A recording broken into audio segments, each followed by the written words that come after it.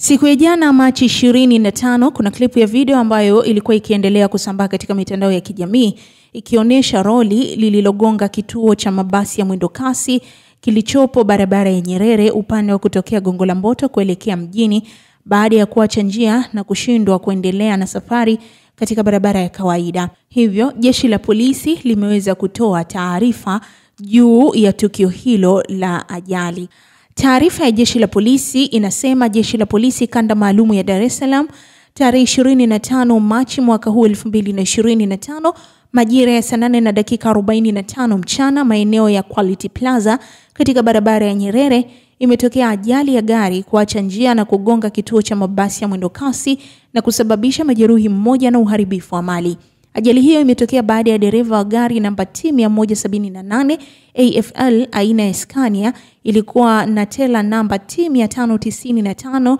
AUW likiendeshwa na Ibrahimu Mzee mwenye umri wa miaka 40 mkazi wa Vikindu Pwani akiwa anatokea upande wa Tazara kuelekea upande wa Kariakoo, ndipo gari hilo lilipoacha njia na kupanda tuta lililotenganisha barabara ya mwendo kasi na kisha kugonga kituo cha mwendo kasi kilichopo mkabala na jengo la Quality Plaza na kusababisha majeruhi kwa dereva na kuharibu kituo hicho. Chanzo cha ajali hiyo ni uzembe wa dereva kuendesha kwa mwendo mkali, hali iliyopelekea kushindwa kulimudu gari hilo na kusababisha ajali. Majeruhi yupo chini ya ulinzi wa jeshi la polisi na anaendelea kupatiwa matibabu katika hospitali ya rufaa ya Temeke. Uchunguzi wa ajali hiyo unaendelea kwa kushirikiana na mamlaka nyingine za kisheria na pindi uchunguzi utakapokamilika mtuhumiwa atachukuliwa hatua kali za kisheria. Jeshi la polisi linatoa wito kwa madereva kuwa halitasita kuwachukulia hatua kali za kisheria madereva wote watakaobainika kusababisha ajali kutokana na uzembe wao,